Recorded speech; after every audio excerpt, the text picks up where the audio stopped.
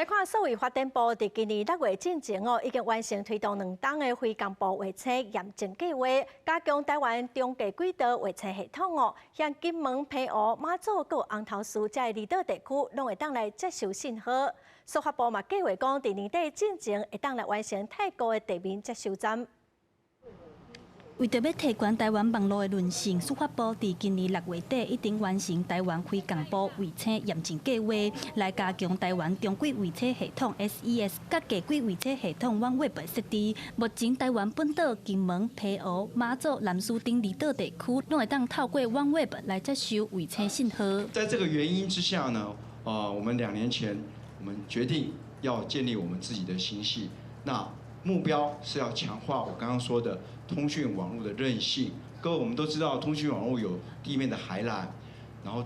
海里的海缆、地面的行动、固定电话，然后到卫星。司法部表示，这摆的低轨卫车主要是为着要因应国家重大事件甲紧急状况来使用，亲像这摆的花莲大地震，司法部嘛是第一时间来提供民众使用。司法部嘛讲到，目前低轨卫车的地面接收站，上远是甲关岛。 嘛，计划伫咧后半年来完成泰国的地面接收。我们预计是在今年下半年的时候，当泰国这个地面接收站也开通的时候，那这时候就说不管任何时候都刚好会有一颗卫星，要不然就是在台湾跟关岛中间，要不然就是在台湾跟泰国中间，那时候就会有24小时的涵盖。 司法部嘛希望讲未来低轨卫车的地面接收器会当扩大到日本的南部地区，目前也还未提供24点钟的网络，按算伫咧后半年来完成。记者第阿选柯敏哲台北报道。